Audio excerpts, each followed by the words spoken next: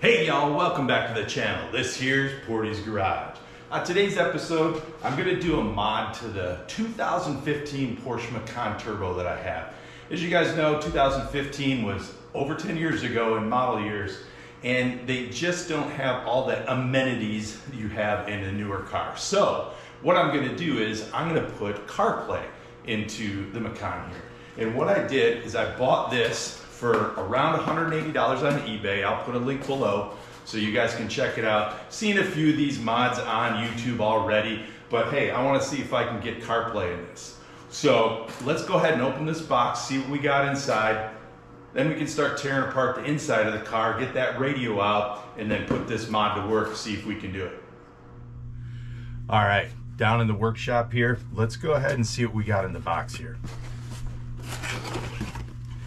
So first, our instructions, which look to be in German. So hopefully you can speak and read German. Looks like the main power cable harness, the USB harness, microphone. Man, this would have worked good in the Boxster in 996. It looks like it would fit in there really good. Probably, I'm not going to use that. Two more connecting wiring harness. I think these go to the board and then come out and connect into those.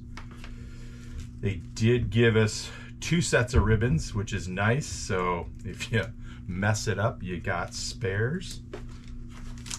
Looks like in here we've got the risers for the screws and an antenna. And then the coup de grace. Looks like we have our board. Let's open this up real quick. Quick being an understatement. Alright. So this looks pretty much like all the other boards that I've seen online. There's like several different vendors you can get to do this, but looks pretty similar. You're going to get 2 ribbons from the actual radio that go in here. Those 2 are going to go in there, or maybe vice versa. These 2 plugs are going to plug in here, and you got 3 mounting points for the risers, so it'll sit in the radio like that. So all right, I guess this is it. Looks pretty comprehensive and similar to everything else that I've seen. So I guess next step, let's get in the car and rip that radio out. Okay, we're in the car. There is a special way to take these vents off without destroying them. It's a little tool like this. I made this one. They do sell them online. I just didn't want to wait for it to come in, so I made my own. I'll put a link in the bottom for the ones on Amazon. But basically what you're going to do is you're going to come in into the vent here, get that all the way up and yank it out. So basically what you're doing here, I don't know if you can see this, but this tool, this hook, comes around on this and then you pull it out like that. You do one on the top corners and one on the bottom. Now on this piece over here, I'm gonna have to do it here. This is all one piece. I'm gonna have to do it here and probably up in here. We'll see how that goes, and hopefully not break anything. So let's try this out.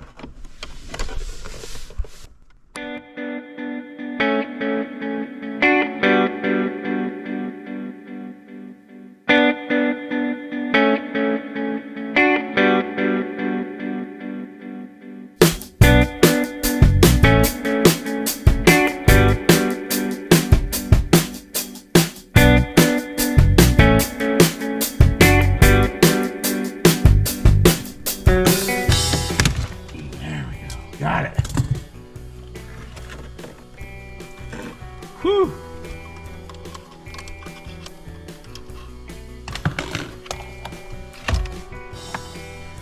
That was not easy. Okay, now I got to get the screws for here out. They look like a T25 or T30. Let me check that out and be right back. Yes. Okay, with these little plugs here, they go in there, right? So if you look on the bottom, there's a little pin that you'll see that you need to pop out. Maybe this one's a little bit easier to see. You see this little hole right there? There will be a pin in there. You just push that and then these will slide right out. So we should be good to go there. And honestly, you probably don't need to take these off. You can just set this up here. Now let's get to the radio. There's going to be 4 T25 screws on either side.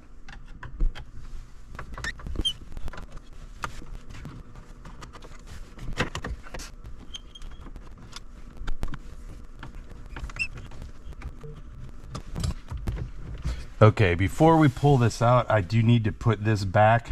I want to get a towel to protect this stuff, so let me come right back.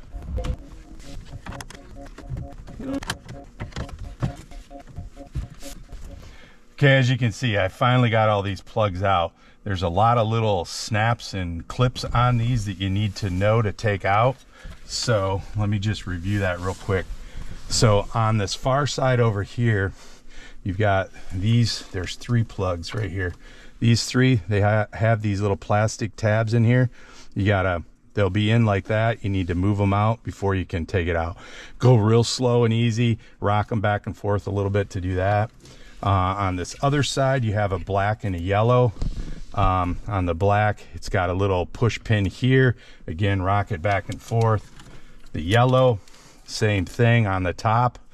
Rock it back and forth to get it out. Now this top one will be up like this. You need to squeeze this and then pull down. So it's kind of the way that these do. So once you do that, you can squeeze that and then it pulls down like that and it'll pull right out. So that's it. Let's take this radio downstairs and crack her open. Okay guys, down here on the workbench, got the stereo out. Gonna turn it upside down because we're gonna be taking off this bottom piece. Now there's gonna be 2 screws at the top, 3 at the bottom here. There's also 2 tabs you need to push in here and here to slide that out. And don't forget to break your tape here, so warranty is no longer good. All right, using a Torx 9 to take these screws out.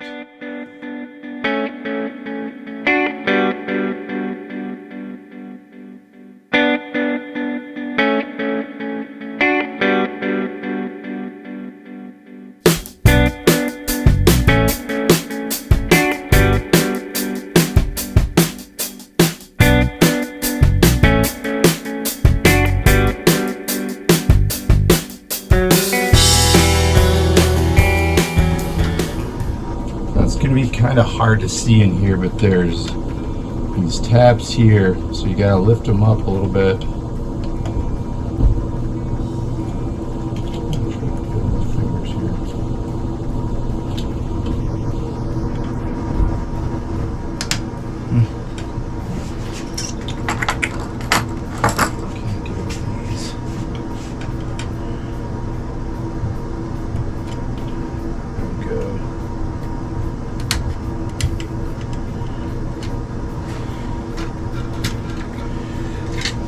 Just lift those up and then you can get that tab off.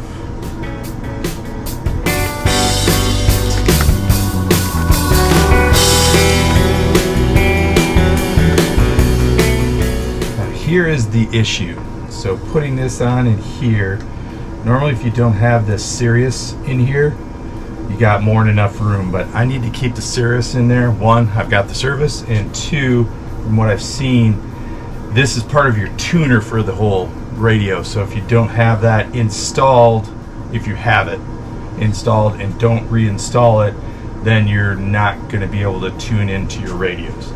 So what I'm going to do is I'm going to take off, let's see, there's a screw in the back here, screw there, and then a screw back there, and hopefully these taller mounts here will fit in there. So let me go ahead and take these 2 off. We'll try to put those in, see how this mounts up.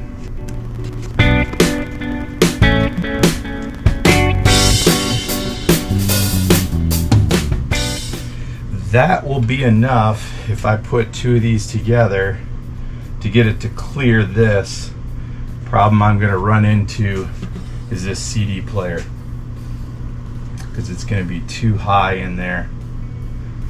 Ooh. So let me look at this a little bit more and I'll come right back. Okay guys, after doing some research and some test fitting here, I was on the internet looking at different things. So I can get this together with leaving the CD player in there. This is going to be one of the things you decide on your own. These little cables are going to be down about that much. So I don't know if you can see that very good, but it's going to be down pretty flat.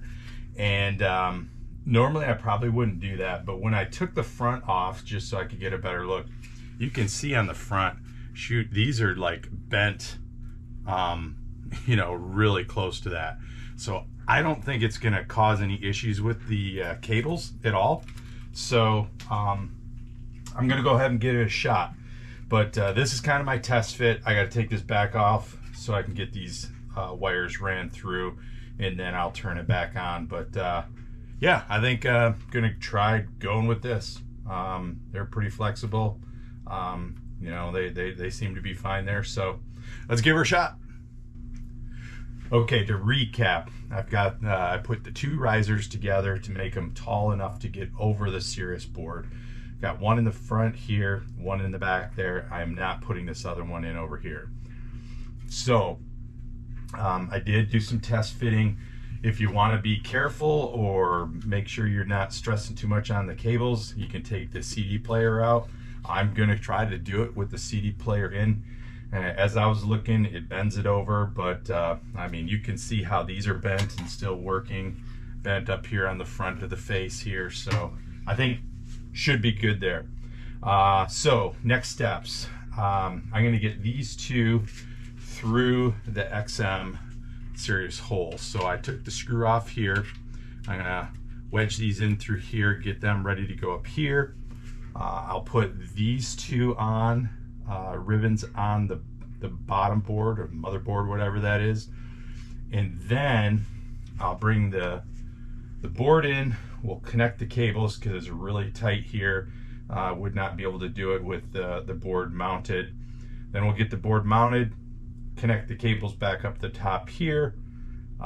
There is a little antenna right here that plugs in here that will bring out that same hole.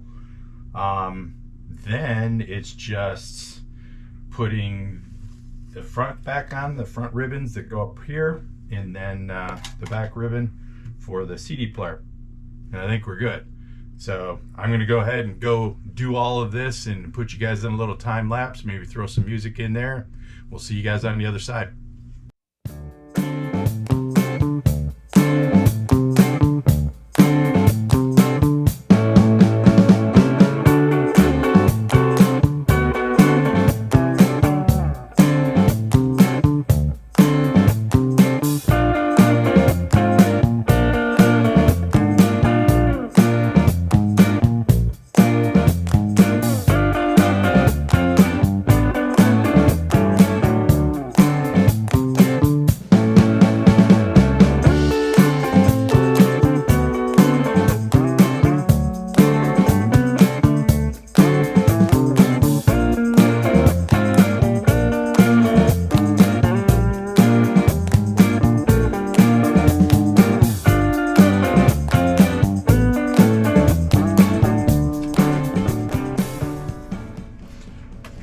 There we go. Got her all back together, nice and snug as a bug in a rug. All the screws back in, 2 on top, 2 on bottom, 3 in the back. Fits together nicely. So next step, let's take this out to the garage and put her in the car. Okay, before we get started putting everything back together, there's a few wiring things we need to do. So we've got all our wires here out of the way. This main harness right in here, this very top piece, is your fiber optic. So you need to come over here, unclip this, slide that out of the main harness, otherwise you won't have sound. And then what we'll do, this is the harness from the radio or from the kit. We will put that right there in this top one, mirroring what we had there. So right here in this top one, we'll slide that in. This will be what goes into the radio. This will then patch into that, and we should be set. Oh, the other thing, I did take this one here. It does have the USB on it, and I did fish it down through the hole here and then came out the side. So you can kind of see there. Hopefully that's not too dark. You can see that's there. So just in case you ever need it, I can tuck it up underneath there. So with that being said, that's really all we need to do to get this up and ready to test. So let me put the camera back up on the stand and we will get to it.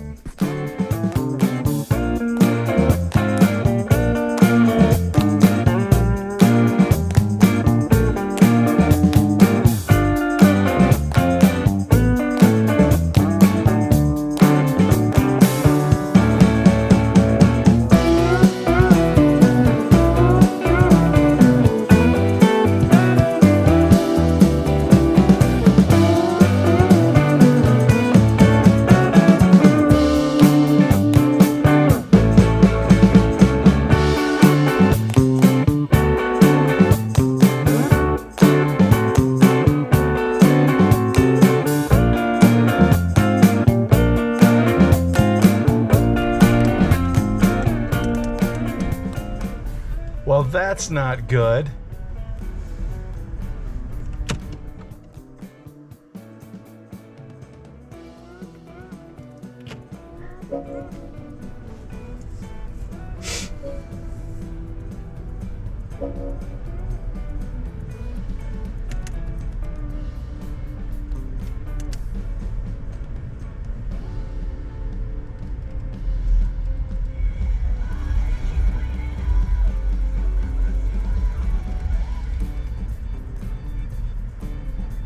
Voltage shutdown protection.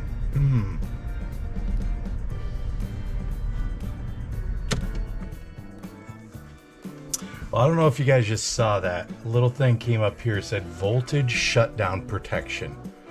So now I'm gonna have to figure out what that means. Okay guys, little Google action, and I figured out what the issue was. The low voltage issue that came across here and would shut down the PCM was because the battery was going dead. I had the doors open, the lights on. I do think I need to get a new battery because I have been having some issues with that. So that's on the list to do. We'll do a video on that too. What do you think? So with that, everything's working great. I've done some testing. Car's running right now to keep the battery up and live. But hey, I think we're good to go here. Let me get this all put back in, screwed back in, get the trims back on, and we'll see you guys on the other side. Hey guys, that's gonna do it for this episode. We got a nice mod on the Boxster here. Now have wireless Apple CarPlay for about 180 bucks. Hey, if you like this kind of content, give us a like and a subscribe. Helps out the channel. We'll see you guys on the next one.